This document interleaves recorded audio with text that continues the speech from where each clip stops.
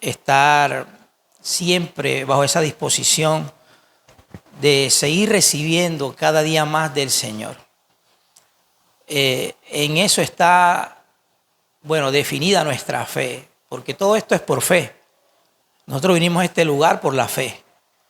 Nosotros nos acercamos a Dios por la fe. Nuestra comunión con el Señor es por fe. Mi obediencia al Señor es por fe. Mi honra, mi temor al Señor es por fe. Todo es por fe. Y una de las cosas, como el apóstol Pablo dice, que debemos estar examinando. ¿Que debemos estar qué? En nuestra fe. Si estamos andando en la fe. Porque de la fe va a depender todo lo que al final de cuentas tiene que estar manifestándose, haciendo presencia en mi corazón. Porque sin fe es imposible agradar a Dios, y todo lo que no proviene de fe, dice el apóstol Pablo, que es pecado. Todo lo que no proviene de la fe está viniendo de una fuente contraria a la de Dios. Y por eso debemos estar muy interesados realmente qué es vivir por fe, qué es caminar por fe, que va mucho más allá de lo que nuestro hermano Wilmer estaba compartiendo, que esa persona que es amiga de él estaba diciendo que era lo que compartían a los jóvenes en el ministerio en el cual él está sirviendo. Para las cosas materiales no se necesita fe. Hay mucha gente sin fe y consigue cosas materiales, sin la fe del Señor. Pero para la vida de Cristo, siendo formada y establecida en gobierno, en dominio, en todo nuestro ser interior, sí necesitamos fe. La Escritura dice que por la fe entendemos. Por la fe entendemos. Hay muchas cosas de nuestra mente natural que son incomprensibles. Son incomprensibles para nosotros. Pero el hecho que haya algo que no podamos entender en el momento, porque a veces queremos que todas las cosas se resuelvan así en un instante. Quiero que Dios me haga entender algo de Él, pero ya, y tener una plenitud en ese entendimiento acerca de algo que tiene que ver con Dios. Pero este entendimiento muchas veces por el Espíritu, ¿no? Lo llegamos a construir en nuestro caminar en la luz. Comienza un poco el entendimiento a manifestarse, un poco. Y en la medida que permanecemos siendo fieles en ese poquito que ya entendemos, vamos a llegar a un entendimiento mayor de las cosas. Amén. Entonces no podemos de manera, podríamos decir, automática, descartar algo que en el momento quizás no entendemos. Porque el que sabe algo todavía no lo sabe como debe saberlo, dice Pablo. Entonces, nuestra disposición a que el Señor siga obrando en nuestros corazones. Yo creo que a usted le interesa su corazón delante del Señor. ¿Hay alguien aquí que no tenga interés por su corazón delante del Señor? Nos debe interesar nuestro corazón delante del Señor. Porque el hermano hacía referencia de algo que es bien puntual acerca del tiempo. El tiempo es despiadado. El tiempo no tiene prisa, pero no hace pausa. Y muchas de las cosas que nos da el tiempo, el mismo tiempo nos las quita eventualmente. Hay personas tratando de evitar las consecuencias del tiempo, haciéndose cirugía en el cuerpo. Sí, cuidándose de alguna manera, pero tarde o temprano el tiempo manifestará. Sí, manifestará lo que produce en nuestra temporalidad en el sentido físico, humano. El tiempo nos da juventud, pero el tiempo también nos las quita. Y debemos aprender a redimir el tiempo. Pastor, ¿cómo redimimos el tiempo? Diga, sacando del tiempo, que es contrario, es un contraste a lo que el hermano estaba compartiendo de su amigo. Sacando del tiempo algo que no vamos a poder perder jamás. ¿Sí está escuchando? De esa manera redimimos el tiempo. De esa manera el tiempo es provechoso. Yo quiero que al final de mis días mi corazón esté lleno. De pronto no quizás una plenitud, pero que haya algo de Cristo que sea corroborable en mi corazón delante del Padre. Algo de su Hijo. Porque en eso está la complacencia de Dios. Y por eso Dios está interesado en nuestro corazón. ¿Para qué dedicar mis fuerzas, mi creatividad solamente en las cosas que al final de cuentas van a terminar siendo perecederas? ¿Para qué usar el tiempo para vivir solamente fundamentado en lo temporal? Eso es fundamento de arena.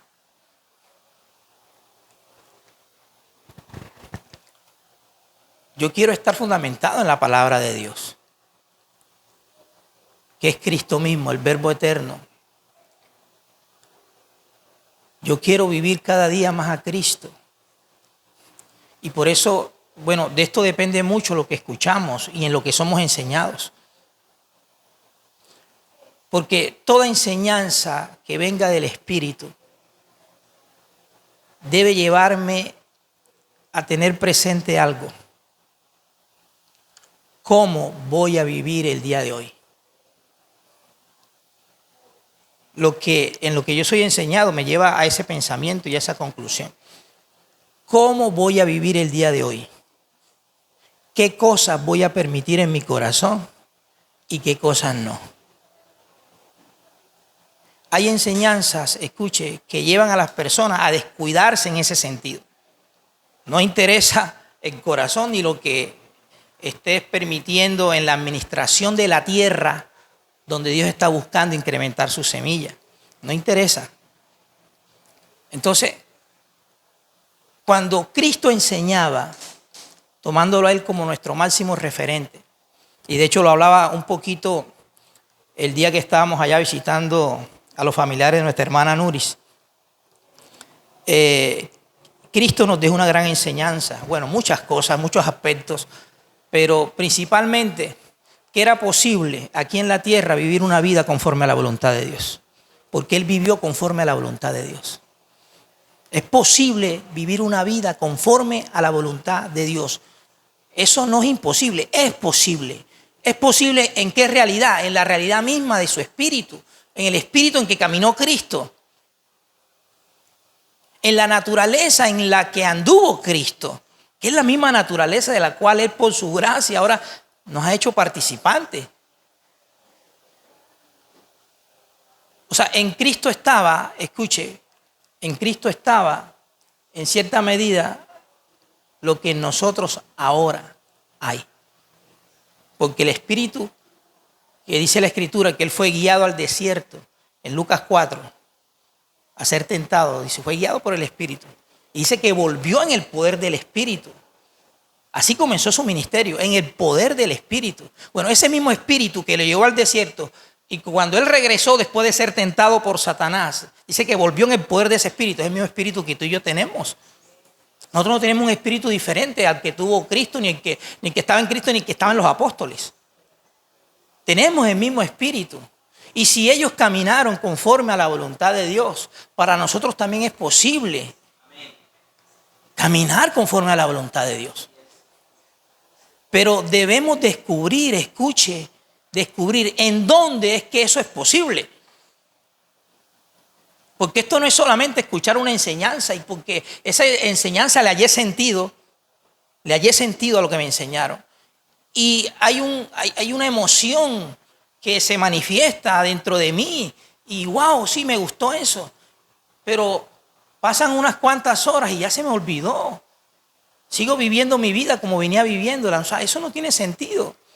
Por eso les decía, cuando la enseñanza, cuando Cristo enseñaba, de alguna manera confrontaba, más específicamente hablando a sus discípulos, que era a los que les explicaba, porque él habló en parábolas, muchas cosas. Hay parábolas que en las Escrituras no aparecen. Yo creo que el Espíritu solamente permitió las que él sabía que eran necesarias, pero Jesús habló muchas parábolas, porque dice que hablaba en parábolas.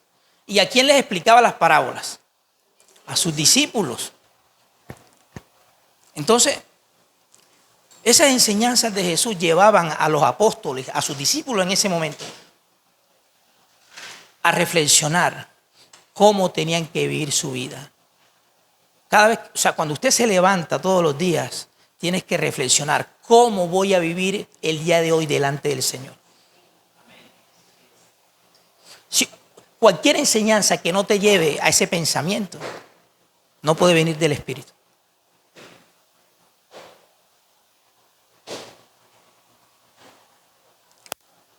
¿Cómo voy a vivir el día de hoy delante del Señor?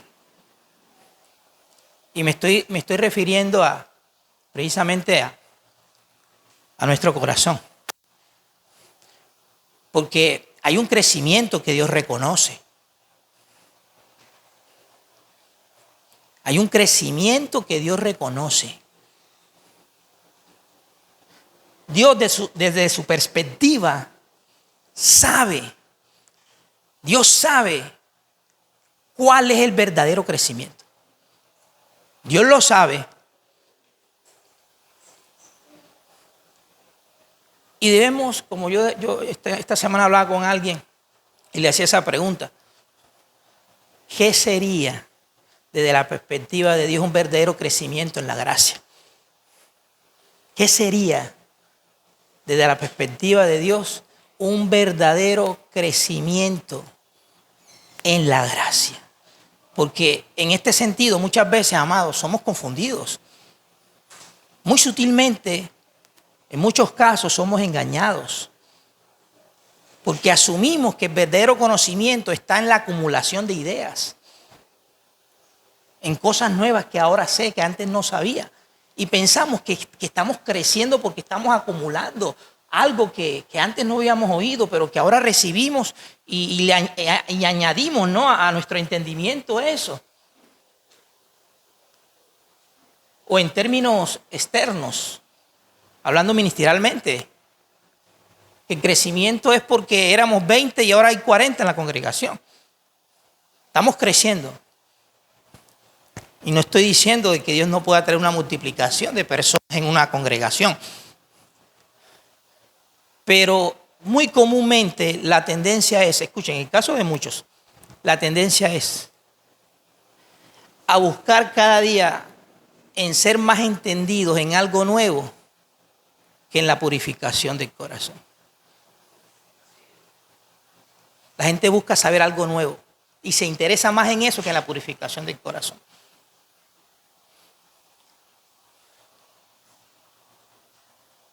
¿Y quién es el único que puede purificar nuestro corazón? El Señor mismo. Su misma vida nos purifica. En la medida que su vida va siendo formada, está estableciendo su carácter, que se esté viendo en esa realidad, el fruto del Espíritu. Amados, ahí Dios va a decir que ahí hay un verdadero crecimiento. Principalmente eso, ¿no? Todo lo demás va a depender de ese crecimiento. ¿Cómo sé que estoy creciendo en la gracia o que la gracia está creciendo en mí? Bueno, cuando todo lo que refiere a Cristo cada día está hallando lugar en mi corazón. Ahora, es muy peligroso yo tratar de evaluar eso desde mí mismo, en el sentido de buscar una nota. Yo me califico. Yo mismo me califico hoy. Ahora, antes, bueno, estaba en 4, ahora voy en 7. Estoy en 8, estoy ya rayando al 10. Yo no puedo buscar una calificación en mi crecimiento en la gracia, porque puede ser muy peligroso. Examinarme en la fe, sí, pero yo no puedo autocalificarme si estoy creciendo, poniéndome un número. Porque en muchos casos, amados, cuando muchas veces sentimos que estamos retrocediendo, como que hay un aparente estancamiento, desde la perspectiva de Dios podemos estar avanzando.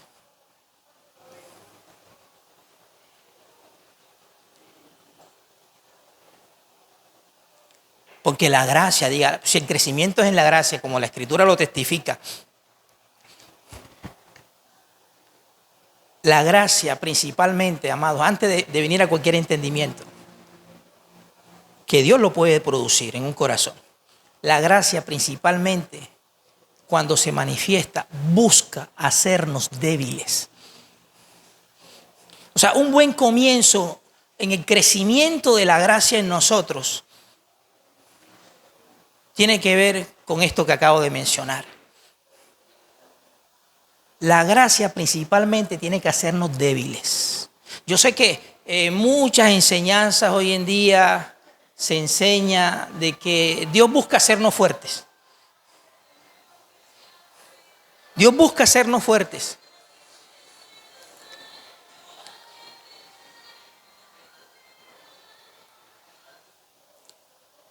Pero Dios principalmente lo que quiere es hacernos débiles. La gracia se manifiesta, escuche, para humillar. ¿Para qué? Humillar la parte donde hemos venido estableciendo nuestra suficiencia desde la raíz incorrecta. La gracia tiene que humillar esa parte. Y en ese sentido nos volvemos débiles. Porque antes teníamos 80, 100 métodos para afrontar todos los desafíos que tenemos en nuestra vida diaria a nivel personal, familiar, aún dentro del servicio ministerial. Teníamos 100 métodos. Ahora la gracia aparece y te los anula todos. Y te dice, ya no dependas de eso. Tu suficiencia no está en tu carne, en tu capacidad, en tu destreza o habilidad humana para caminar en lo que has venido llamando fe. La gracia ahora derriba esa estatua de barro para que comiences a depender de ella. Es muy bonito cuando expresamos esa frase. Debemos ser dependientes de Dios en todo. Suena bonito. Y podemos hasta cantar una canción con esa frase. Pero una cosa es decir que estamos dependiendo de Dios en todas las cosas. Y otra cosa muy diferente es sentir esa dependencia en nuestro propio corazón. Sentir esa dependencia de no hacer nada por nosotros mismos. Hasta que eso que ha venido creciendo de la raíz incorrecta no sea humillado, amados, no vamos a poder exponernos a un verdadero crecimiento en la gracia. La gracia busca humillar esa parte. Bueno, Pablo habla de esto. La hermana Sandra hacía mención a que la abundancia de Dios estaba en su espíritu. Y cuando ella estaba diciendo específicamente esa realidad, a mí hubo algo dentro de mí que saltó. Y es verdad, la abundancia de Dios está en el espíritu. El caudal de las riquezas, de lo que Dios es en su sustancia, está en su propio espíritu. Ahora, ¿cuántos están de acuerdo conmigo que el propósito de Dios es que nosotros estemos experimentando esa abundancia de Dios? ¿Ah? ¿Es el deseo de Dios que estemos experimentando su abundancia? ¿O Dios en algún sentido es limitado? Dios es abundante. Pero para venir a la experiencia de la abundancia de Dios en su espíritu, en nosotros mismos tenemos que ser muy escasos. Y esto tiene que ver con lo que les acaba de decir hace un momento en cuanto a ser humillados, ¿no?, en todo lo que ha venido procediendo de la raíz incorrecta. Nosotros tenemos que ser muy escasos en nosotros mismos, porque podemos, escuche, podemos seguir siendo abundantes en nosotros mismos, en nuestras propias ideas, en nuestra propia capacidad y sagacidad para vivir la vida, en conceptos, en pensamientos, ideas que han venido calando durante décadas en nuestro entendimiento, y todavía de alguna manera nos apoyamos en esas cosas para vivir nuestra vida, para asumir nuestra existencia. Y no vamos a venir a la experiencia de la abundancia de Dios en el Espíritu si primeramente no somos escasos en nosotros mismos. De hecho, en el Sermón del Monte, capítulo 5, en el libro de Mateo, usted ve que el Señor hace mención a esto de la siguiente manera. Él habla de unas condiciones, diga unas condiciones, que son bienaventuradas. Él habla de eso. Bienaventurados los que tienen hambre y sed de ¿qué? Eso es una condición. Y él dice que esa condición es bendecida. Es bienaventurada esa condición. Los que anhelan ser saciados por Dios, caminar en la abundancia de Dios. Los que anhelan salir de estar gastando el dinero en el pan que no alimenta, en la comida que no nutre. Y venir a la experiencia del verdadero pan de vida.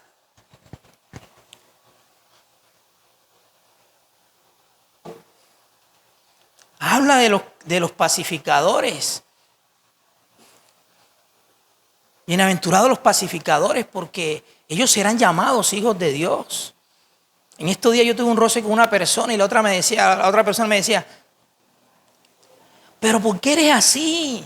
¿Por qué no le dices sus 3 verdades? Dile para esa persona, dile esto y esto, y no lo voy a hacer. Porque la palabra blanda quebranta los huesos, dice Proverbios. Y yo soy un pacificador. La semilla que yo tengo es una semilla de paz. Es Cristo esa semilla. Es Cristo esa simiente de paz, como dice la Escritura. O sea, lo mío no es sembrar para que se aumente la contienda. Porque eso no es propio de la naturaleza de mi Padre, ni de la naturaleza del Espíritu.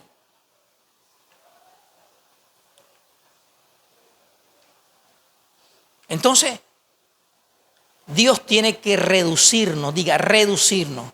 La gracia aparece para reducirnos a una condición de necesidad. Y hasta que eso no se entienda, vamos a seguir fuertes, siendo suficientes, escuche, en la naturaleza equivocada.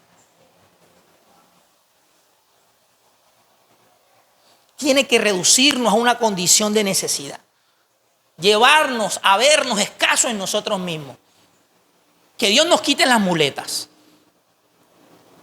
Y en muchos casos, si hemos venido de alguna manera creyendo que estamos volando, que vamos alto, estamos creciendo, y es una burbuja imaginaria.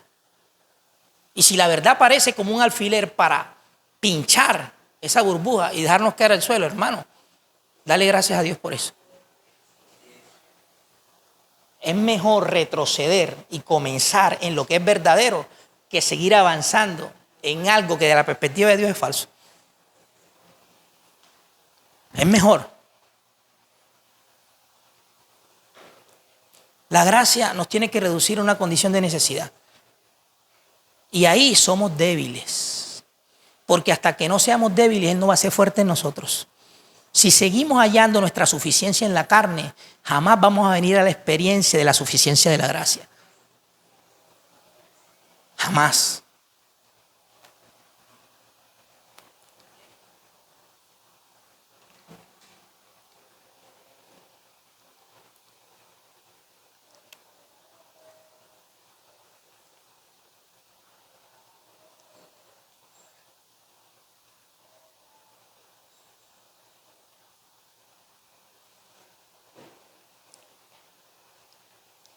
Voy a buscar un versículo por aquí. Lo que está en 2 Corintios capítulo 13. Sí, 2 Corintios capítulo 13.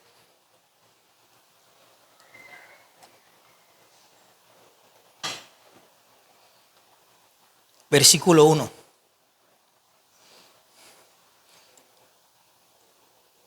Esta es la tercera vez que voy a vosotros.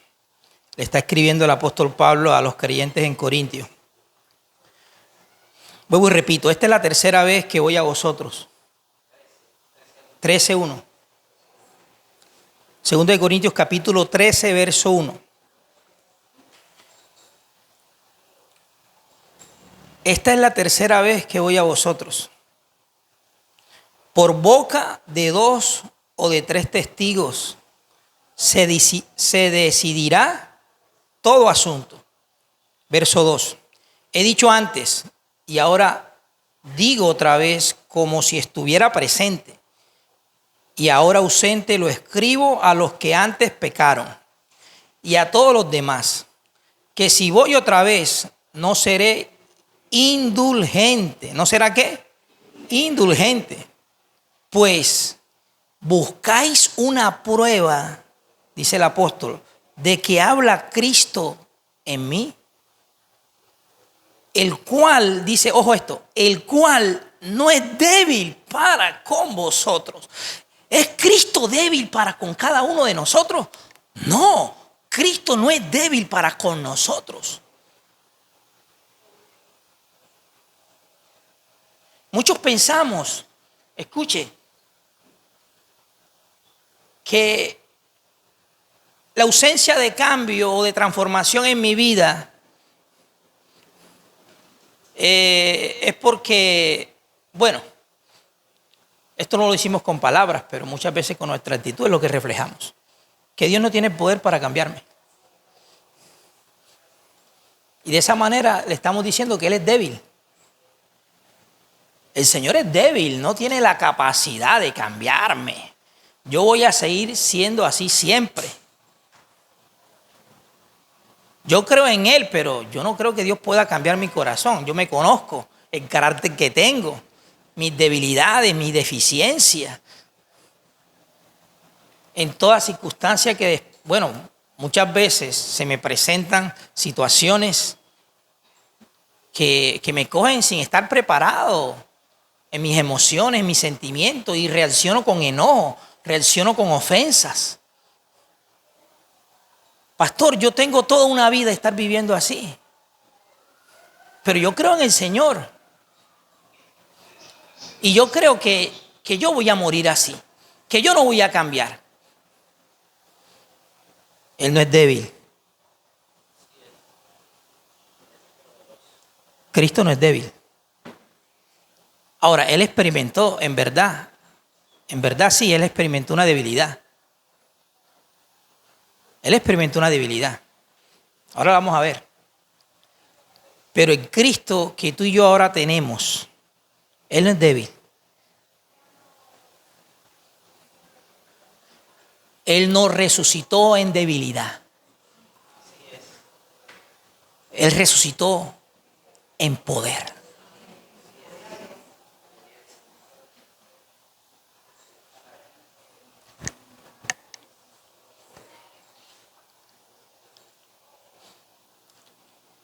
Pues buscáis una prueba de que habla Cristo en mí. Estamos en el verso 3 de este segundo, del capítulo 12, 2 Corintios.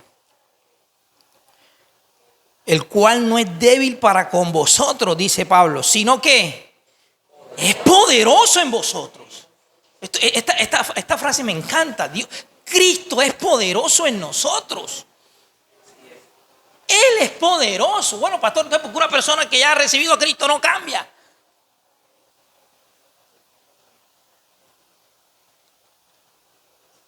Porque esa persona no se ha familiarizado con ese poder.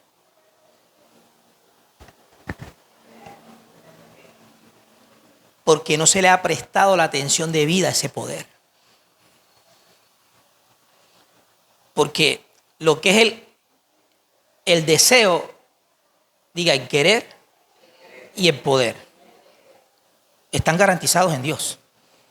Dios quiere y Dios puede transformarnos. Eso no está en discusión. Vea, en cada página de la Escritura hay un testimonio de eso. ¿O no era el propósito de Dios que hubiera un hombre aquí en la tierra que es creación de Él? Que al hombre no lo creó. O sea, la fuente de la cual viene la creación del hombre no es una fuente diferente a Dios. Dios creó al hombre. ¿Y qué le puso Dios a esta criatura? Que trae manifestación. En comparación a las demás cosas que creó. ¿Qué le puso? Imagen y semejanza. Ahora, ese es el propósito original de Dios con el hombre en la tierra. O sea, el deseo de Dios desde su voluntad, desde lo más profundo de su corazón, era que en esta tierra hubiera un hombre que caminara en la imagen y semejanza de Él. Ese siempre ha sido el propósito de Dios. Él lo muestra, Él lo evidencia desde un principio. Todos sabemos que esta imagen y esta semejanza se perdieron por causa del pecado. ¿Y qué nos dice a nosotros ahora? Que la muerte de Cristo en la cruz y su resurrección tiene que ver con que el hombre vuelva a reentrar a esta realidad. ¿Qué nos hace pensar a nosotros que Cristo murió en la cruz para que todavía nos mantuviéramos estacionados en la imagen de terrenal? ¿Ah? No tiene sentido el evangelio. Si hay un evangelio que se asume desde la perspectiva, hermano, no es el de Dios. Ayer la profesora de artística de Alejandro, que es la directora del grupo de su salón, Alejandro hace sexto grado. Ella es cristiana, ella es psicóloga, pero es cristiana. Yo he tenido, muchas oportunidades hemos hablado de niño, Alejandro es un poco inexpresivo, no se socializa casi. Él es bueno escribiendo y haciendo talleres, exámenes, pero en las exposiciones, en donde toca participar verbalmente, no, es muy poca su participación porque es bastante tímido. Y hemos hablado de esa condición con ella acerca de Alejandro. Ella creo que es pastora. Yo no sabía el nombre de su congregación. Es en el grupo de sexto grado, manda mensajes bíblicos. Este sábado había una reunión donde hacía una invitación abierta a los padres del grado sexto con sus hijos. Y ahí mencioné el nombre de su congregación que me llamó mucho la atención. Su congregación se llama Retorno al Edén. Así se llama su congregación. Retorno al Edén. Y me encantó eso. Porque es precisamente lo que busca el evangelio. Que el hombre camine. Yo sé que esto puede ser muy ilógico, incomprensible en la mente de muchos porque nos miramos en nuestra realidad diaria. Eso es imposible, pastor. Para nosotros puede ser imposible, pero para el poder de Dios no.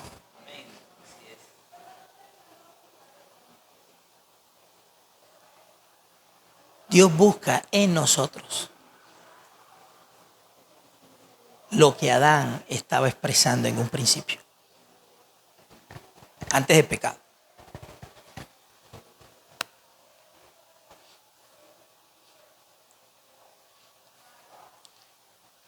Usted sabía que cuando Adán andaba con Eva en Edén, no se avergonzaban.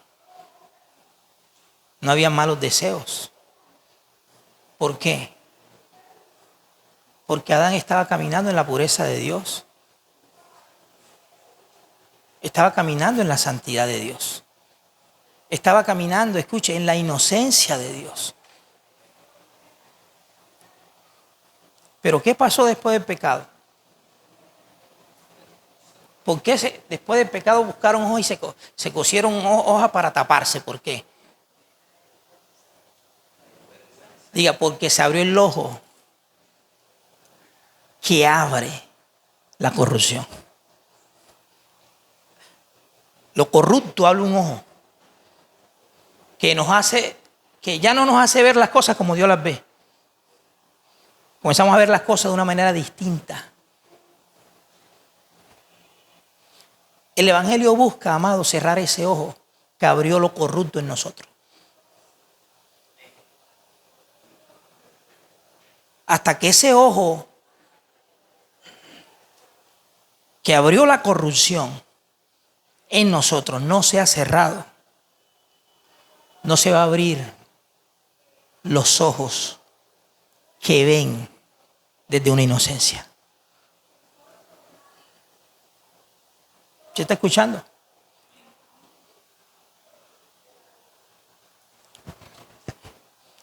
Amado, y esto es para todos, y aquí todos podemos tener testimonio de eso. Que nos relacionamos con las cosas desde la naturaleza equivocada. ¿Por qué? Porque en esa relación, escuche, vienen avaricia, malicia, palabras manipuladoras que no son propiamente de la fuente correcta.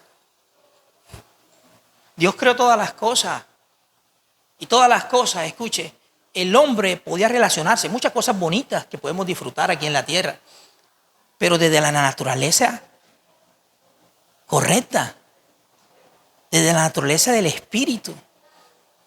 Cuando las cosas pueden convertirse, escuchen, no las cosas en sí, sino la relación que tenemos con las cosas en anatema. ¿Cuándo? Cuando nos relacionamos desde la naturaleza ¿qué? Corrupta con esas cosas. Se vuelven anatemas. Hay una relación ilícita con algo que puede ser lícito. Porque el ojo de la malicia está abierto todavía. Y Dios busca a través del poder mismo de su espíritu cerrar ese ojo.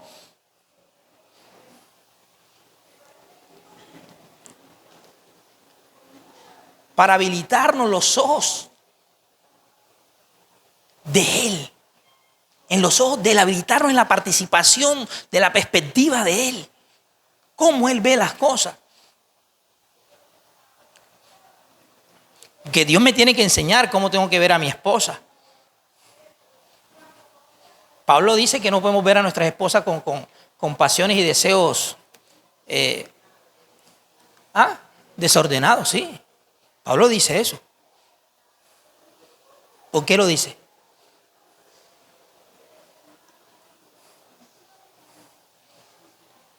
¿Por qué lo dice?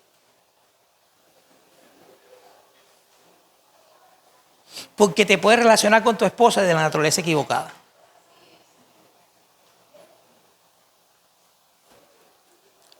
O sea, no la ves como un vaso frágil, como siendo como coheredera de la gracia de Dios.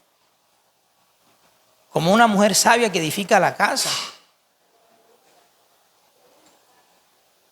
La puedes ver en otro sentido, como el común de la gente que no conoce a Dios ven a su esposa.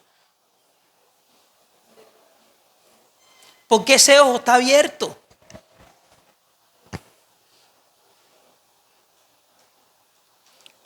Bueno, retomando.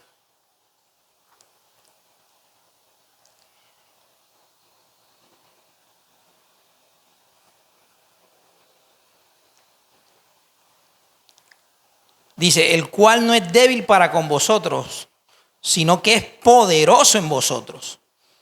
Porque aunque fue crucificado, ¿qué? En la cruz se hizo débil. Fue crucificado en debilidad.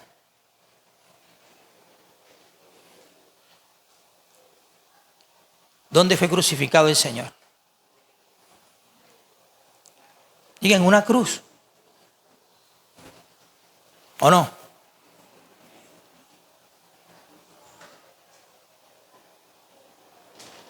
Amados, ¿qué es lo que nos hace débiles a nosotros? Dígalo duro. ¿Qué? ¿Qué nos hace débiles? La cruz. El poder de la cruz, que es el poder de resucitado, que es la misma palabra de la cruz que habla Pablo en 1 Corintios 1:18, creo. Esa cruz nos hace débiles. Porque en esa cruz estamos muriendo a la parte equivocada. Cada día. Cada día estamos muriendo a la parte equivocada. Y eso nos hace débiles. Y muchas veces en esa debilidad, y yo lo digo por mi experiencia, vienen confusiones, no sabemos qué nos está pasando. ¿Qué está haciendo Dios en nosotros? ¿Qué está haciendo el fuego de esa palabra en nosotros? De la palabra de la cruz. Nos hace débiles.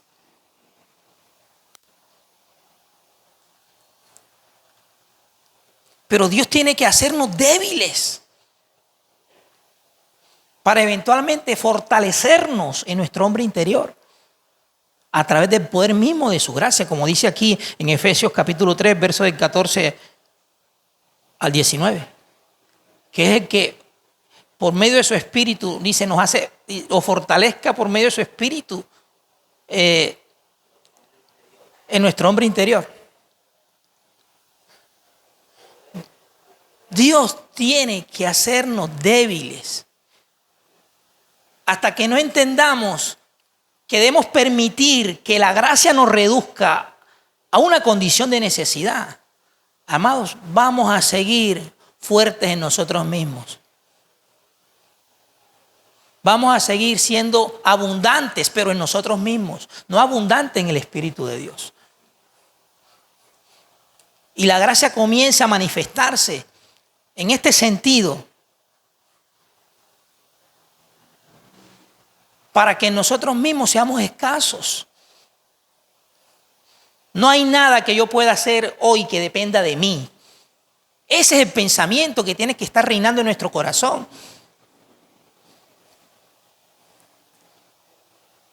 Yo dependo de Dios hoy. A la hora siguiente sigo dependiendo de Dios. En la hora del almuerzo sigo dependiendo de Dios. Después del almuerzo sigo en dependencia de Dios. Nada externo me puede llevar a una confianza aparte de Cristo. Nada, nada, nada. Pueden venir cosas que sean corroborables con mis sentidos naturales y beneficiosas aún para mi economía, para mi casa. Pero yo no pongo mi confianza en nada de eso. Yo sigo confiando en Cristo. Por eso Pablo aprendió a vivir en el Espíritu. Porque él dice que no importaba la condición, si era de abundancia o de escasez. Él aprendió a vivir en Cristo, dependiendo de Cristo, en absoluto. Porque entendió que Dios se hacía fuerte en su debilidad. Dios se hace fuerte en nuestra debilidad. Pero si seguimos fuertes en nosotros mismos, no vamos a experimentar el poder de Dios.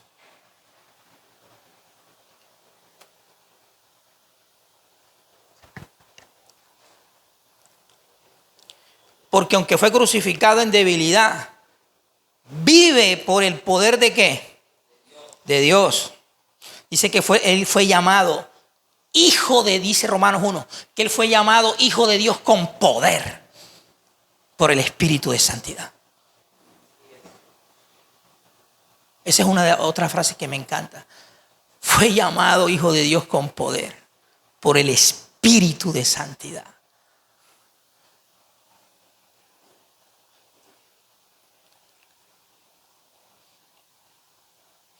Ahora dice Pablo, pero también nosotros, y se incluye, verso 4, pero también nosotros somos ¿qué? Débiles ¿en quién? En Él. Él no es débil en nosotros, escuche, pero nosotros sí debemos ser débiles en Él.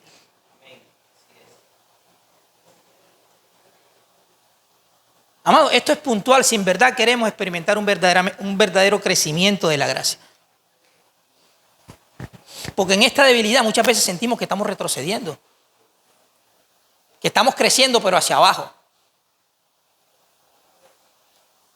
Y como les decía un principio, podemos pensar que no está pasando nada, no estoy avanzando nada. Bueno, desde la perspectiva de Dios hay un avance, porque así te quiero tener.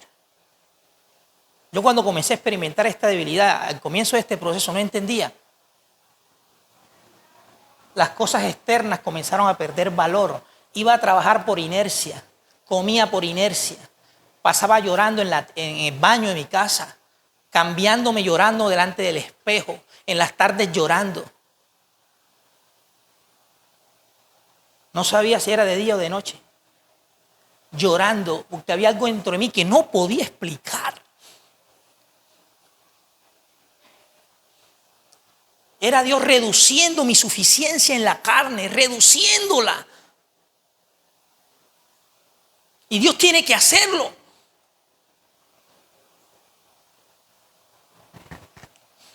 Ahora lo vengo a entender, bueno, en la luz, con más entendimiento. Pero si queremos seguir fuertes en nosotros mismos, aún por cosas que sabemos de Dios, porque ese es otro punto a analizar. Podemos tener un conocimiento donde nos creemos fuertes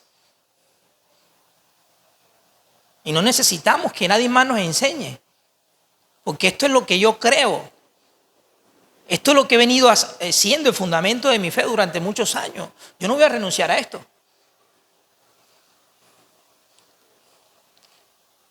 Por eso, en ese sentido, bueno, en muchos sentidos, la aparición de la luz siempre va a ser beneficiosa.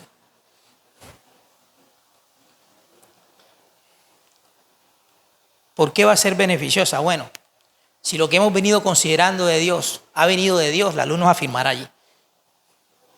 Pero si lo que hemos venido considerando de Dios ha venido bajo una línea equivocada, la luz también nos corregirá.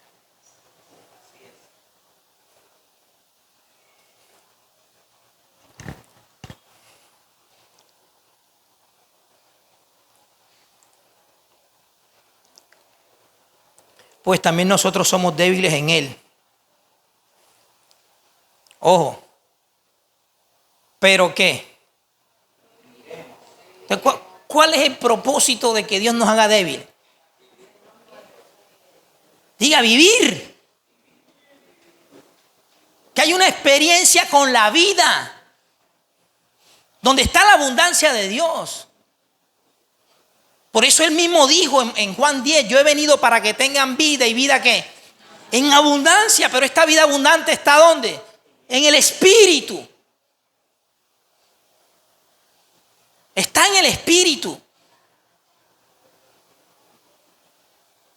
No es que me reciten el versículo y yo salga, ya tengo vida abundante porque ya lo explicaron, pero sigo viviendo sin debilidad.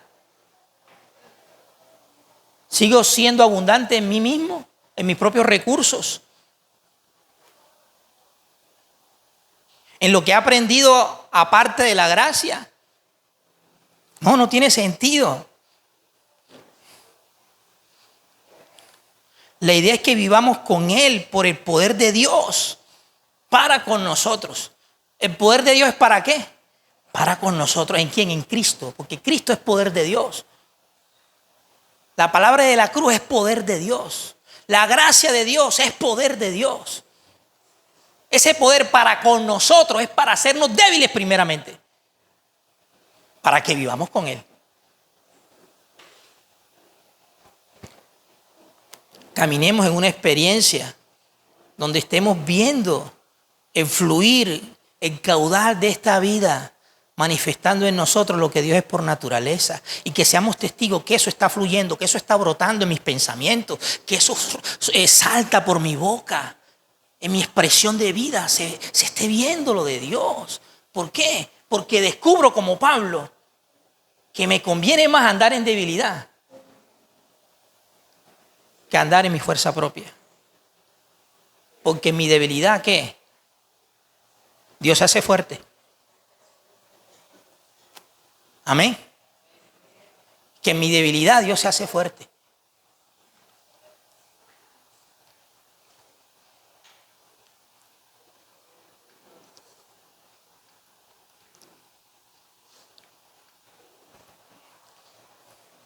¿Cuántas personas nuevas hay acá? Hay uno que se durmió. Párenlo. Sí. ¿Cómo es su nombre? Juan. Levántate, Juan. Levántate.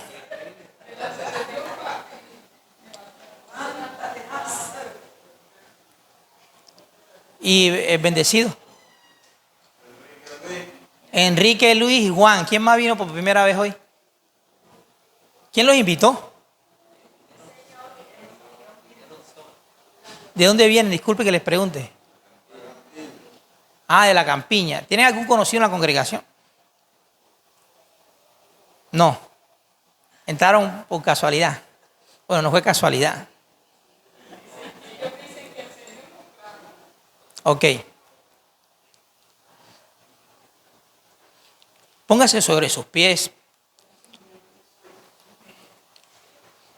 No, ellos dos. Ellos dos. Juan y Luis Enrique. Enrique Luis.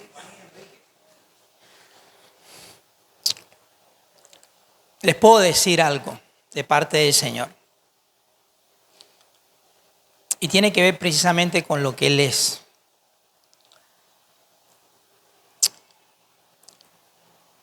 Hay algo que caracteriza al Señor. Bueno, de Dios en cual estamos hablando. Y es su paciencia.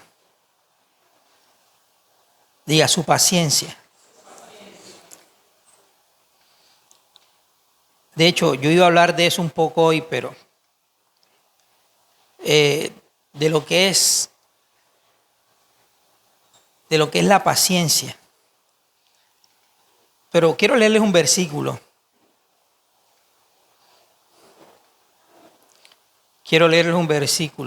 Creo que Wilmer mencionaba este versículo de la paciencia de Dios. Bueno, vamos a leer primeramente Romanos capítulo 3, verso 25. Enrique, Luis y Juan, escuchen. A quien Dios puso como propiciación, está hablando de Cristo, a quien Dios puso como propiciación por medio de la fe en su sangre para manifestar su justicia a causa de haber pasado por alto en su paciencia los pecados pasados.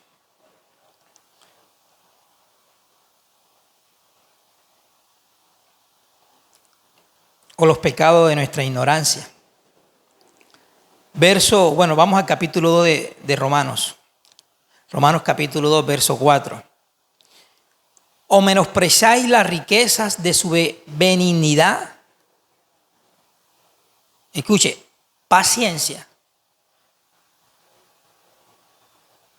Diga, las riquezas de su benignidad, ¿y qué? Y paciencia. Dios es rico en paciencia. Extremadamente rico en paciencia. Por eso la paciencia es una expresión del fruto del Espíritu. Porque tiene que ver con lo que Dios es por naturaleza. Y Dios en su paciencia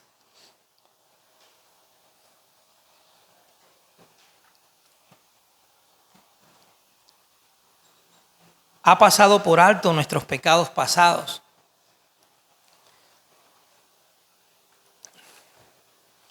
Y ha traído una reconciliación en su Hijo. Dice que Dios estaba en Cristo reconciliando al mundo, no tomándoles en cuenta a los hombres que sus pecados. ¿Qué pecado? Bueno, estos pecados pasados. Todo lo que hicimos cuando caminamos sin que nadie nos corrigiera, sin que nadie nos enseñara, nos instruyera. Todo lo que ha venido creciendo, aparte de Dios en nosotros. Porque hay cosas de Dios en nosotros que se han hecho fuertes. Empezaron muy pequeñas, pero han venido cogiendo peso y velocidad. Así como una bolita de nieve cuesta abajo. Que empieza pequeña, pero en la medida que va cayendo, va cogiendo más peso y velocidad. Así ha venido creciendo en nosotros todo lo que no es de Dios. Y esa es la razón que explica el por qué la sociedad está como está. Por qué soy gobernado por mis malos deseos, malos pensamientos, malas palabras, actitudes que muchas veces no tengo la capacidad de frenarlas, sino que soy gobernado muy fácilmente por esas cosas y manifiesto eso feo que comenzó a estar en mi corazón, lo manifiesto hiriendo a otros o muchas veces hasta autodestruyéndome. Bueno, eso tiene una razón. Hay un árbol creciendo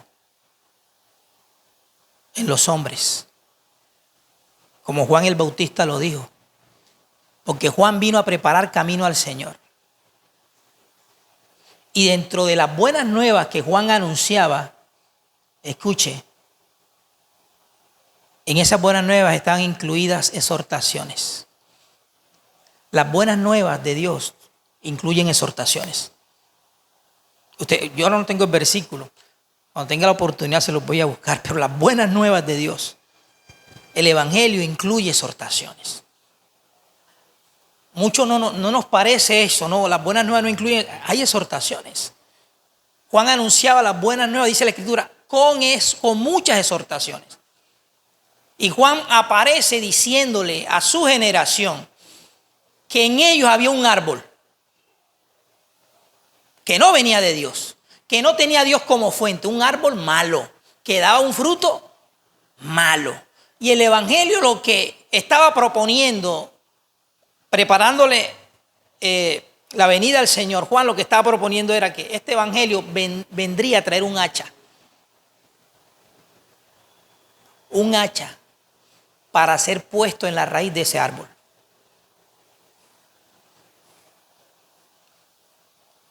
Eso está en la Escritura, esto me lo estoy inventando yo. El Evangelio trae un hacha. Es verdad que Dios perdona en su bondad, en la riqueza de su paciencia y benignidad. Dios pasa por alto nuestros pecados. Pero allí nos presenta ahora una manera de cortar en nosotros, después que nos reconcilia, una manera de cortar en nosotros lo que Él no ha sembrado, lo que Él no ha plantado. Y es precisamente su poder en su propio espíritu, para que así como Él se entregó al Padre por el Espíritu eterno, nosotros también estemos muriendo en su espíritu. Y tenemos que morir. Yo no puedo matar en mí las cosas que han venido creciendo en ausencia de la luz. Yo no puedo matar eso. Estoy inhabilitado, incapacitado para hacerlo. Pero Dios sí me provee en su gracia el poder que mata en mí esas cosas para que yo esté experimentando lo que estamos explicando hace un momento, una debilidad, porque en eso venía yo fuerte, venía concibiendo mi existencia, venía concibiendo mi vida. Dios tiene que matar esas cosas para que lo de Él crezca en mí, lo genuino, lo verdadero, esté naciendo de la raíz correcta. Entonces, el amor de Dios no solamente se muestra en que Él nos reconcilió, sino que esta reconciliación tiene un propósito. Y es de presentarnos ante el Padre irreprensibles y sin mancha. Así dice Colosenses capítulo 1, verso del 21 en adelante. Usted lo busca, va a encontrar cuál fue el propósito de la reconciliación. Está vigente. Porque esto es una declaración post-cruz. Nuestra reconciliación tiene un propósito. Que Dios nos presente, ¿qué?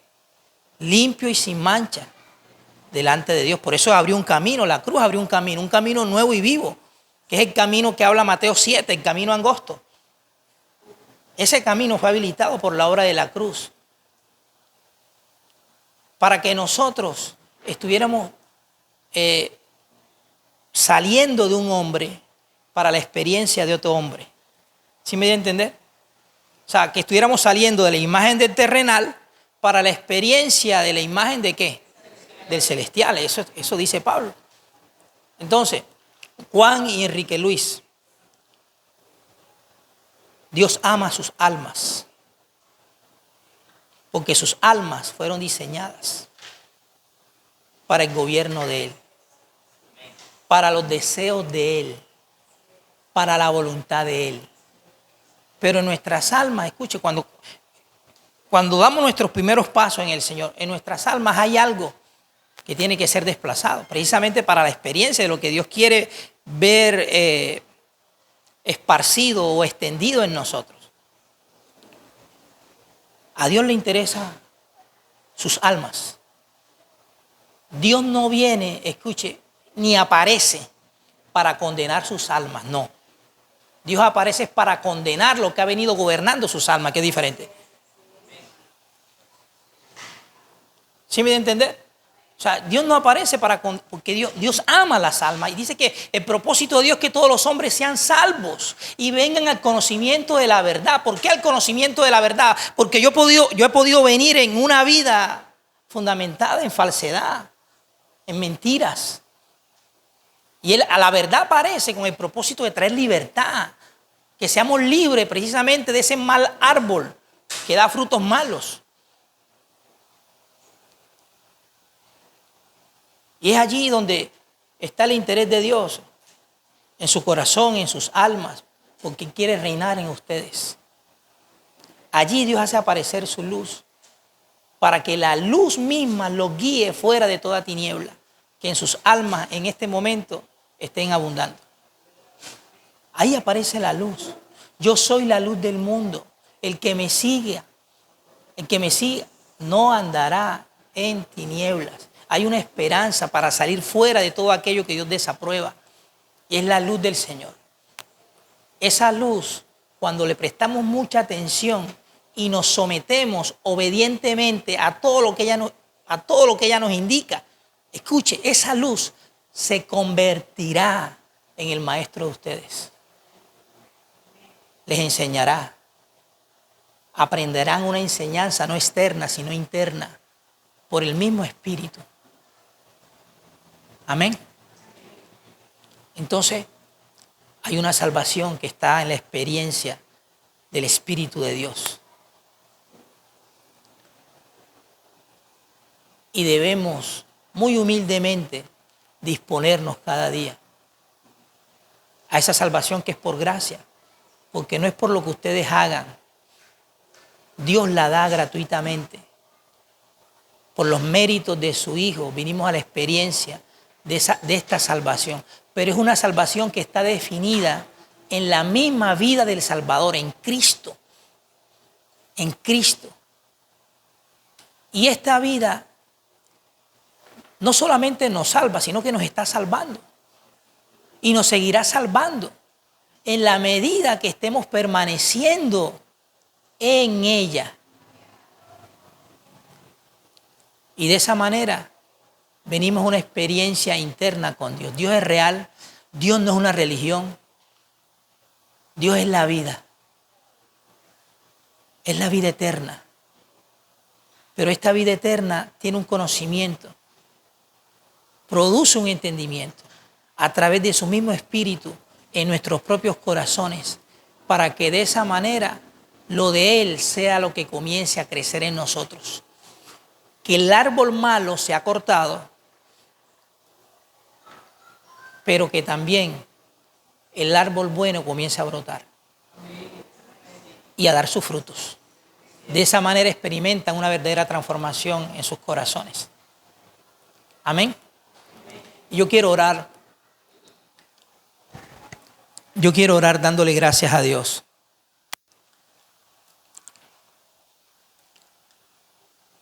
¿Ustedes creen en Dios?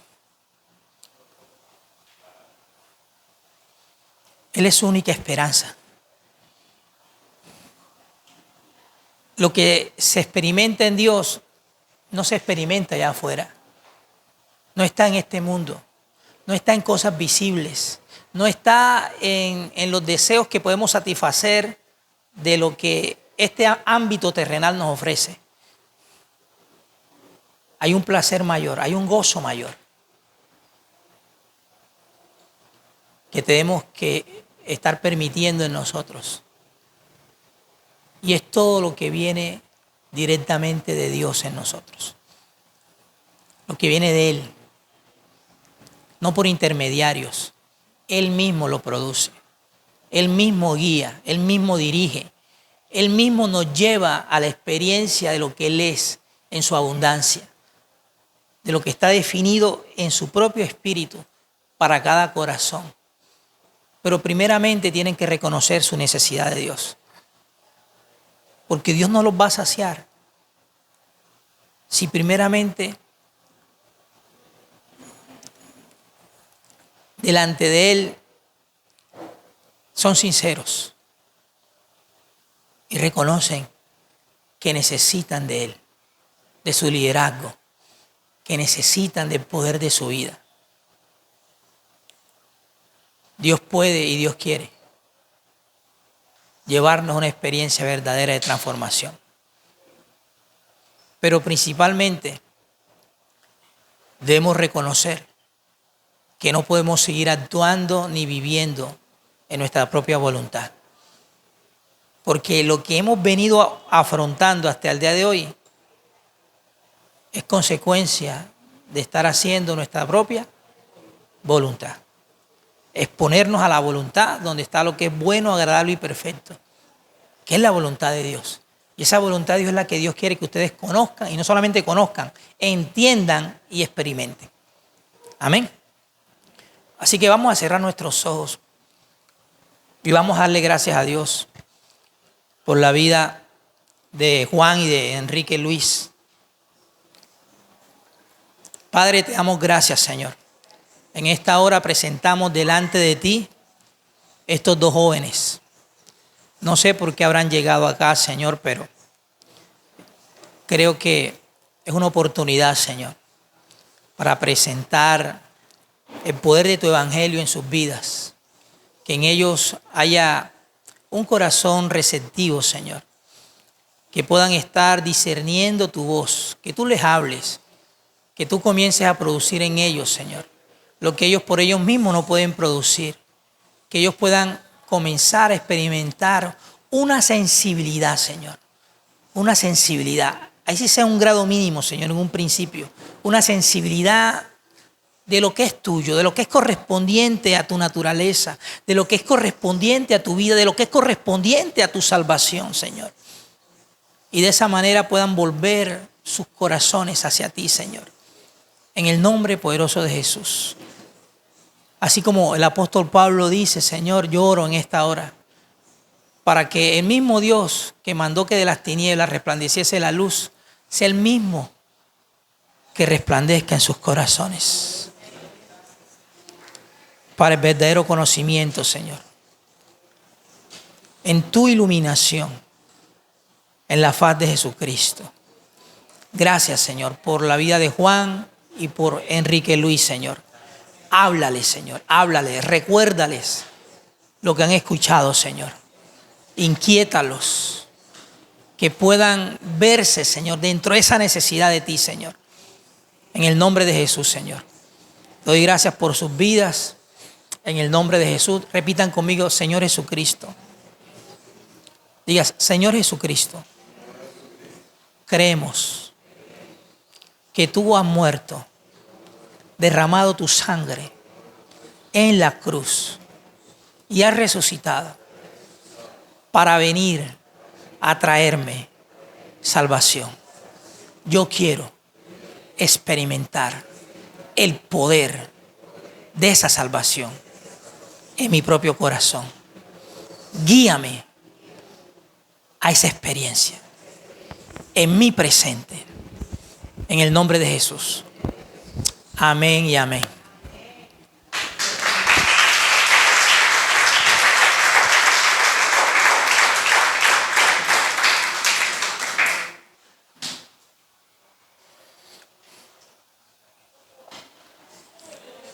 Bueno, permitamos, amados, que la cruz nos haga débiles. Porque hay algo muy fuerte que ha venido creciendo en nosotros. Y eso tiene que ser humillado. Amén. El hermano Johnny estaba